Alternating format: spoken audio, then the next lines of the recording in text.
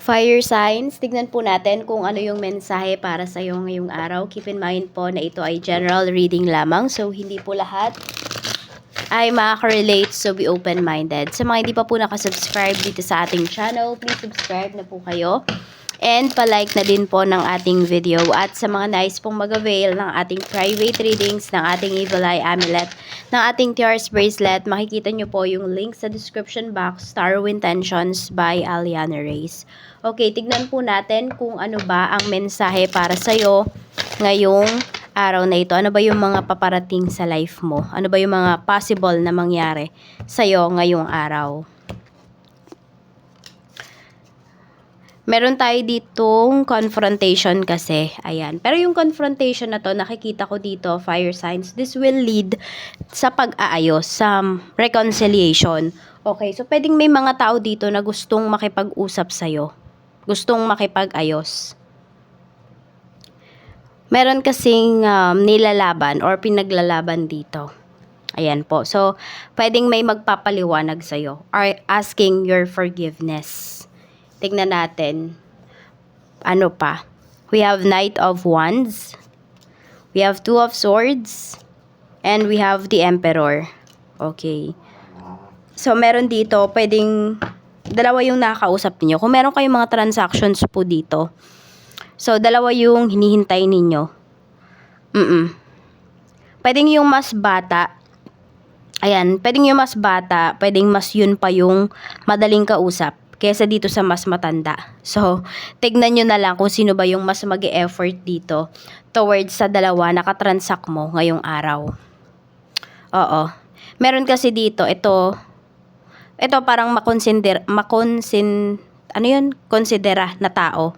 Ito namang isa, yung mas older na ka-deal mo. Alam mo yung parang gusto niya, okay, kung ngayon na. Tipong ganon. So, demanding. Meron ditong taong demanding. So, tignan mo na lang talaga sino ba yung i-accept mo dito. Ayan din po. Pwedeng may mga nagpe-friend request sa inyo na hindi nyo naman mga kakilala. Tignan natin ano pa yung mensahe. Okay. Pagdating sa iyong pamilya. Spirit guide, pagdating po sa family. Kamusta po? Sa pamilya po ni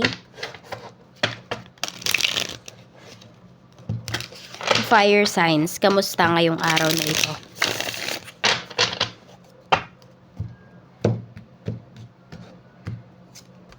We have the Magician. Meron tayo ditong the Lover. So, pwedeng may pa-surprise. Yun yung energy na pinapakita. King of Cups. So, pwedeng tahimik lang po sa bahay ngayon. Tahimik lang sa yung family members nyo po ba? Ganyan. Pero, very excited. May na mangyayari ngayong araw na ito. So, pwedeng may surprise. Hindi ko alam kung dahil ba yan, may graduate sa family na may honor. So, pwedeng isi-celebrate nyo po yun. And this is a surprise celebration. Tignan natin. Pwedeng meron din pala dito, family members mo magaling kumanta. So, pwedeng may banda yung iba sa inyo. Tapos, meron ding pinapakita dito, fire signs, pwedeng parang magiging guest speaker siya. Ganyan. Sa friends naman, ayan, tignan natin yung energy ng mga kaibigan mo. We have the Tower. We have Ace of Cups. Tapos, we have Seven of Swords. Okay, so may kaibigan ka dito na balimbing. So, parang kapag naiipit siya sa isang sitwasyon, okay? Alam mo yung parang nililigtas niya po yung kanyang sarili. Sarili niya lang yung nililigtas niya. Siguro siya yung manghihingi ng forgiveness sa'yo. Parang ipaglalaban niya pa rin yung kanyang ginawa at the same time. Alam mo yung parang, i-justify niya pa kung ano yung mga ginawa niya dito na nakaapekto po talaga din naman sa'yo. So, ayan o, we have Seven of Swords. Pwede kasi na ano siya, parang meron kang kaibigan dito, magaling siyang magmanipula ng emosyon. Oo. Magaling siya sa part na yon. Kaya tingnan mo, baka namamanipula ka ng taong to. Check naman natin pagdating sa love life sa mga single. We have Five of Wands. So, marami po dito. Pwedeng kung meron kayong, yung iba sa inyo, kayo yung nanliligaw. So, pwede po na dun sa yung nililigawan ninyo, marami talaga kayong kakompetensya towards that person. At kung kayo naman po yung nililigawan, ayan, kayo naman yung single na babae, ang pinapakita naman po dito is, pwedeng may mga tao na attracted sa'yo. Kaya lang, pwedeng hindi sila seryoso. Meron din naman dito, may nagkakagusto sa'yo pero ayaw ng pamilya mo. Kaya nandun ka sa point na parang ano ba, i-entertain mo pa ba yung taong yun or hindi? Kasi iba sa inyo, family-oriented kayo, kaya malaki talaga yung, parang malaki yung contribution ng family mo. Malaki yung say ng family mo pagdating sa love life mo. Siguro depende na lang din sa edad ninyo. Knight of Cups, para naman to sa mga in a relationship. So, ayan. Pwedeng yayayain kang mag-date ng person mo. Pwedeng lalabas yung iba sa inyo ngayon. Ayan po. Meron dito naman, updated po kayo sa isa't isa. So, kung meron pa ditong nag-aaral, meron ditong nagtatrabaho. So, from time to time, ina-update nyo yung isa't isa ngayon. Happy kayo sa inyong relationship. Wala po kayong masabi pagdating sa inyong person. Happy kayo parehas sa inyong relasyon at kontento po kayo. Sa mga mag-asawa naman, ayan, naiinip ka na, kasi ayan po, naiinip ka na umaksyon yung asawa mo. So, yung iba sa inyo dito, pwedeng may tampuhan kayo. For some of you po, pwede naman nahiwalay. Para may pinapakita kasi tayo ditong reconciliation. Kaya lang kasi, pwedeng, yun nga, pwedeng yung asawa mo yung, fire signs, yung magaling magmanipula ng emosyon. Tignan mo, kung makikita mo siya ngayon, parang feeling mo, hindi siya affected dun sa paghihiwalay ninyo or dito sa tampuhan ninyo. Pero deep inside naman, naloloka na yan. Oo, nababother na po yung asawa mo. Hindi lang niya talaga pinapahalata, kaya niyang kontrolin yung pinapakita niyang emosyon. Tignan natin. Ayun na, nasaan na tayo? Si Dimitri kasi ang kulit. So, we have, ayan, 4 of Cups. Tignan naman natin pagdating sa iyong kaperahan. Kamusta? We have 3 of Cups. Parang masyadong marami kang iniisip. Mayroong mga involved dito pagdating sa kaperahan mo. I mean, hindi lang ikaw. So, yung iba sa inyo, pwedeng sa family nyo, hindi lang kayo yung kumikita. Hindi kayo yung breadwinner. Flexibility. Kaya nga, madami talagang pumapasok sa isipan po ninyo para kumita ng pera. So, nandoon talaga kayo sa point, fire signs, na gusto ninyo, kada galaw ninyo, ay bayad. Okay? So, pwedeng yun yung mga hinahanap po ninyo na side hustles ngayon. Yung tipong, malaki talaga yung kikitain po ninyo, 6 of Swords. Ayan. At parang hindi mo siya makikita dyan sa lugar po ninyo. Pwedeng sa ibang lugar or pwedeng sa ibang bansa. Yung iba po sa inyo. What I mean ibang bansa is pwede po naman yan through the net. Through the internet. Okay? So, pwedeng yung mga maging boss po ninyo pagdating dito sa inyong sideline ay foreigner. Okay? So, parang ano siya, foreign company. Sabi dito, adapt slowly by using versatility, compromise, adaptation, change. Be flexible in your methods. So, paano nyo ba talaga minamaximize yung inyong kaperahan? Or namamaximize nyo ba talaga yung money ninyo? Or hanggang dun lang talaga kayo? Happy na kayo na nako-cover po ninyo yung inyong mga expenses monthly. Tingnan naman natin pagdating sa trabaho. Sa trabaho, we have 7 of Wands. Yun yung energy natin dito. So, di ba parang medyo nahihirapan kayo ngayong araw na ito. We have strength, pero kinakaya nyo pa rin naman. Alam niyo yung pagod na kayo, pero nilalaban nyo pa rin. Kasi pwedeng may deadline po and hindi na nyo talagang itong magawa. 2 of Pentacles. Yan. Kaya pala yung iba sa inyo, nahihirapan kayo kasi wala kayong time management. So, ayusin nyo po talaga yung inyong time management. Okay.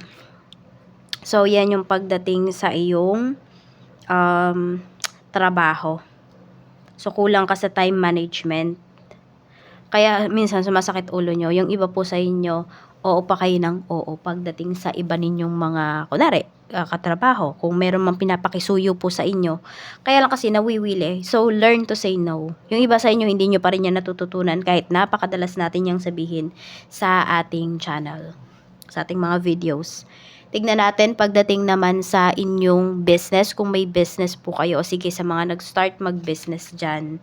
We have Queen of Cups. Though this is the time para mag-start kayo. Pero tignan nyo kung napag-aralan nyo na yung business na gusto nyong umpisahan, i-go nyo na po yan. Pero kung kayo ay nandun pa rin kayo sa pinag-aaralan nyo po, ayan, pag-aaralan nyo muna. Focus muna kayo dun. Huwag muna kayo mag-start. Tignan natin, pagdating naman sa mga may current business, we have King of Wands. Tapos, we have Queen of Wands. So, meron ba dito kayong mag-asawa, fire signs, ayan, ay may negosyo. Yan po. So, pwedeng ito ay family affair. Yun yung nakikita ko dito pagdating sa inyong negosyo. So, family business po siya. Yan. Yung iba sa inyo, pwedeng, parang generation by generation na ito. We have the moon. Yan. Tapos, kayo na yung nag-handle ngayon ng inyong business. Five of Swords. Medyo mag-iingat lang po kayo sa inyong mga magiging kliyente ngayong araw na ito. Basta parang maging kayo, ano ba yung tawag doon? Maging alerto kayo. Yun lang naman po yung pinapakita dito. So, pwedeng depende yan sa, kung medyo hilo kayo, agitated kayo, so pwedeng sa pagsusukli, doon kayo magkamali. Yung mga ganong bagay lang. Simple lang naman po yung mga pinapakita dito para sa inyo ngayong araw. Ayan. Wala namang sobrang yung parang major pagbabago pagdating dito sa inyong negosyo. Pero, yung may maa-accomplish naman po kayo. So, kung meron kayo dito, madami kayong client ngayong araw, so maka-cater nyo naman po sila lahat. Tignan natin ano ba yung advice sa'yo ni Archangel. Ni Archangel Michael. Archangel Michael, we have let go of fear now. Sabi dito, Archangel Michael, please help me feel safe and deserving of your guidance. Thank you for clearing me of heavy, toxic, or ego-based thoughts or feelings. Tignan natin. Ayan, so, alisin nyo yung takot sa buhay po ninyo. Tignan natin. Okay, so if someone wants to talk to you, tapos alam mo naman na wala kang ginawa, yan, savings. Tsaka huwag kayong matakot mag-ipon kasi pwedeng meron dito, yan yung kinakatakot po ninyo. Yes, meron dito. Kasi hanggang ngayon may naniniwala sa inyo, pag nag-iipon, nagkakasakit. Alam nyo kung ba't na-attract nyo yan? Kasi iniisip nyo. Tapos pinapaniwalaan po ninyo. Kaya alam mo yung nagkakaroon ng power. Nagkakaroon siya ng power kasi binibigyan nyo ng power, ng attention yung bagay na yon. At iniisip nga po ninyo. Sabi dito sa inyo, ang advice sa inyo, you always need to put something off for a bad day. Create savings for the future. So mag-ipon po kayo. Huwag kayong matakot mag-ipon kasi iniisip ninyo, pag nag-iipon, nagkakasakit. Bakit? Kasi meron din kayo nakikita na ganun. Kasi pinapaniwalaan po nila. Even kunwari yung isa sa family members mo, sa kapitbahay ninyo, ganun. Kasi pinapaniwalaan nila yun kaya nangyayari. Tsaka hindi ba pwedeng natapat na mababa yung immune system ng isang tao nung nag-iipon siya. Kasi baka naman nagtitipid siya. Diba nagtitipid nga siya kaya siya nag-iipon. So baka yung mga kinakain nila, yung mga ganun. So, ayun po. Syempre dapat balance lang. Nakakakain pa rin kayo ng healthy foods at nakakapag-ipon pa po kayo. So, ito po yung inyong mga lucky numbers. We have number 40, we have number 18, 15, 50, 48, and 37. Yan po yung inyong mga lucky numbers. Maraming salamat po. Mag-iingat po kayo always and more blessings to come.